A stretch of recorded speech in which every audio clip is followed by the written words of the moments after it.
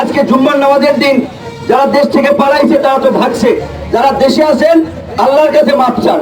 আল্লাহ যদি মাফ করে তাহলে আপনাদের মাফ হইতে পারে, দুনিয়ার মানুষ মাফ করতে পারবেন। আপনারা যেই অপরাধ করেছেন, যেই অপকর্ম করেছেন, আপনাদেরকে একটা কথা বলবো, খুনের বদলে খুন, রক্তের বদলে রক্ত, হত্যার বদলে হত্যা, এইটা যদি চলতেই থাকে তাহলে তো এই দেশে আর শান্তি স্থিতিশীলতা হবে না।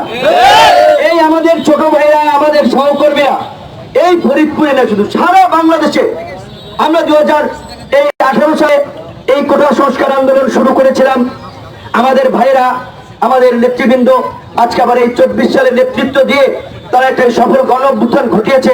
কিন্তু এইখানকার যারা আজকে সংগঠন করে তাদের সাইজে পছন্দ না হতে পারে, বয়সে পছন্দ না হতে পারে, কিন্তু এই সাইজের লোকেরাই কিন্তু এই বিপ্লব ঘটাইতেছে। এবং তারা যে সরকার গঠন করছে তারা কিন্তু পরিষ্কার বলে দিচ্ছে পুরানো জঞ্জাল পরিষ্কার করতে নতুনদের আগমনের কোনো বিকল্প নাই।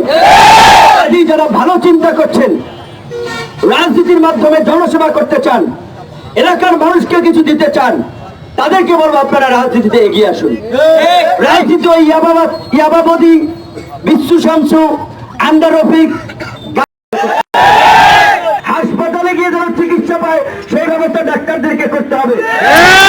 নেতা গেছে, সব ডাক্তার অস্থির, একজন সাধারণ মানুষ গেছে তার প্রতি কেয়ার নিচ্ছেন না, এই পরিস্থিতি আর চলবে না। জনগণই সকল শক্তির উৎস, জনগণের কাছে ক্ষমতা রয়েছে মানুষকে এমপি বানানোর, পৌর মেয়র বানানোর, চেয়ারম্যান বানানোর কাজে এই জনগণ। আপনাদেরকে আমরা বলবো সঠিক মানুষকে আপনাদেরকে বাছাই করতে হবে। হাতের মধ্যে গুইজা 500 টাকার নোট দিয়ে দিল, রাতে গিয়ে 1000 টাকা ধরাই দিল, অমুককে ভোট দিন, তার ব্যক্তিগত কর্মকাণ্ড আপনাদেরকে চিন্তা করতে হবে। এই লোকটা ভোট দিলে দিনের বেলা মঞ্চ কাঁপায়, মাদকের বিরুদ্ধে আমাদের জিরো টলারেন্স, তরুণদেরকে লড়তে হবে, পরে দেখা যায় তার লোকেরাই মাদকের ব্যবসা করে।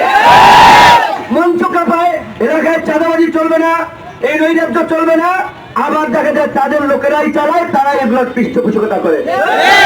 আপনাদের প্রতি আমার আহ্বান থাকবে, অনুরোধ থাকবে, 52 থেকে দেখেন 71, এই 21 বছর, আবার 71 থেকে 90, 19 বছর, 90 থেকে 111, 2007 সালে, 2007 থেকে 24, দেখা গেছে যে 18-20 বছর পর পর একটা বড় রাজনৈতিক পট পরিবর্তনের জন্য এই দেশের তরুণদেরকে রাজপথে নেমে আসতে হয়েছে, জীবন দিতে হয়েছে, রক্ত দিতে হয়েছে।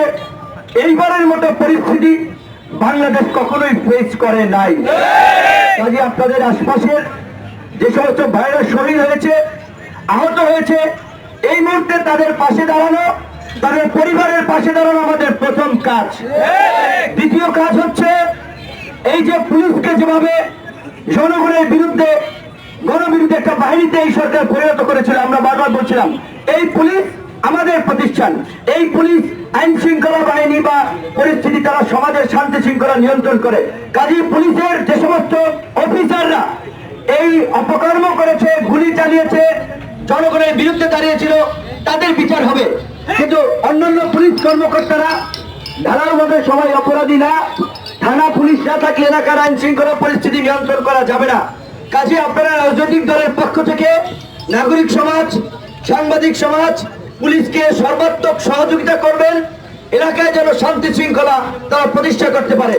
এবং এসি সাহেব সহ এসপি সাহেব, বিসি সাহেব পরিষ্কারভাবে বলে দিয়ে আসবেন, কোন রাজনৈতিক দলের নেতার নির্দেশে মিথ্যা মামলা হবে না, হয়রানিমূলক মামলা হবে না, প্রতিহিংসাপূর্ণ রাজনীতি এই ফরিদপুরে ভাঙ্গা চলবে না। পরিষ্কার এই এলাকার মানুষ হিসেবে আপনারা জানিয়ে দিবেন। আওয়ামী লীগ, কলকাতা, মিলন, এই সমস্ত লোকেরা রাজনীতিকে নষ্ট করেছে। সমাজের শিক্ষক, ইমাম, মুয়াজ্জিন, যারা সমাজসেবক, ভালো মানুষগুলোকে রাজনীতিতে এগিয়ে আসতে হবে। বিশেষ করে আমি ইমাম মুয়াজ্জিনদের কথা বলবো, ইমাম শব্দের নেতা, তাদেরকে সমাজের নেতৃত্ব দিতে হবে। শুধু নামাজ পড়বে এইটা ইমামের কাজ না, সমাজ পরিচালনায় তাদের নেতৃত্ব থাকতে হবে, অংশ করতে হবে। সৎ মানুষকে রাজনীতিতে এগিয়ে আসতে হবে।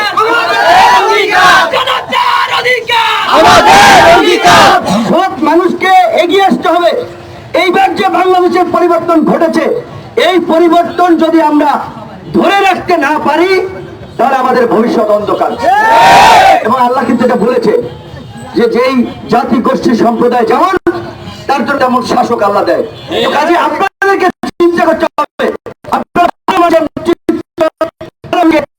প্রতিষ্ঠিত করবেন নাকি চোর, মাদকাসক্ত, চাঁদাবাজ, দখলদার, তাদেরকে প্রতিষ্ঠা করতে হবে। কি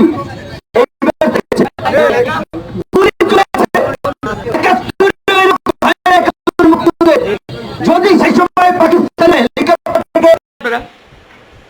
ভারত কোনোদিন, আমি হাসিনার সায়েন্সে আমলে হাসিনা যখন ক্ষমতায় তখনই বলেছি যে ভারত কোনোদিন আমাদের বন্ধু ছিল না, বন্ধু হবে না।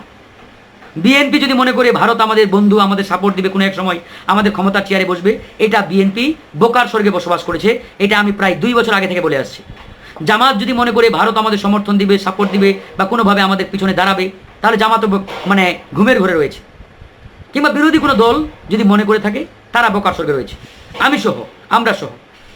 কারণ ভারতের নীতিতে, ভারতের মানে সংবিধানেই, ওদের যে রাজনৈতিক সংবিধান, বিভিন্ন দেশ নিয়ে ওদের যে মানে আপনার কূটনীতিক সংবিধান যেটাই বলেন, ওই জায়গায় বাংলাদেশ নিয়ে আওয়ামী লীগের বাইরে তারা অন্য কোনো দলকে চিন্তা করে না। মানে বাংলাদেশ মানে আওয়ামী লীগ। ভারতের কূটনীতিক সংবিধানে স্পষ্ট লেখা আছে বাংলাদেশ মানেই আওয়ামী লীগ, বাংলাদেশ ইকুয়াল টু আওয়ামী লীগ। মানে এই বাংলাদেশ নিয়ে তারা আওয়ামী লীগের বাইরে অন্য কাউকে চিন্তা করতে পারে না। কোনো সুযোগে তাদের মানে মানে মানে হয়তো হয়েছে কিনা জানি না, মানে এই আওয়ামী লীগ ছাড়া তারা চিন্তাই করতে পারে না যে বাংলাদেশকে আমরা আওয়ামী লীগের বাইরে কাউকে ভাববো, চিন্তা করব, এটা ভারতের মাথায় এখন আসে নাই। তার এরকম একটা দেশকে নিয়ে আমাদের আনন্দে আত্মহারা হওয়া, পজিটিভ চিন্তা করা কিংবা তাদেরকে নিয়ে ভালো কিছু ভাবার কোনো কারণ নেই। হ্যাঁ, তারা আমাদের প্রতিবেশী, পাশের দেশ, ভালো কথা, পাশের দেশ রয়েছে। তার মানে এই নয় যে আমার প্রতিবেশী মানে আমি সকাল সন্ধ্যা তাকে নমনম করব, তার পায়ে গিয়ে চুমো মারবো, এটা নো নিড। আমি ছোট দেশ হতে পারি, 20 কোটি জনগণ আমার আছে, চারটিখানি কথা নয়, অনেক শক্তিশালী, 20 কোটি জনগণ। আবার দেখেন, ভারত হয়তো বড় দেশ, অনেক বড়, আয়তন অনেক বেশি, কিন্তু ভারতের দুর্বল জায়গা নেই। আমি তো মনে করি বাংলাদেশের যতটা না দুর্বলতা আছে, তার থেকে 1000 গুণ বেশি দুর্বলতা আছে ভারতের। আপনি দেখেন ভারতের দুর্বল জায়গাগুলো আমাদের চতুর্দিকে আছে। ভারত বেশি টাল্টি বাল্টি করলে তার দুর্বল জায়গায় গিয়ে টোকা মারেন, একবারে চুপটি মেরে বসে যাবে। আর বেশি লাফালাফি করলে ধাক্কা দেন, তখন দেখবেন যে আব্বা ডাক দিয়েছে আপনাকে, বাধ্য হবে আব্বা আব্বা করতে। এটাই বাস্তব ভাই। আমার কথাগুলো একটু ভিন্ন স্টাইল হতে পারে, কিন্তু আমি যা বলছি বলেন, আমি কি ভুল বলছি?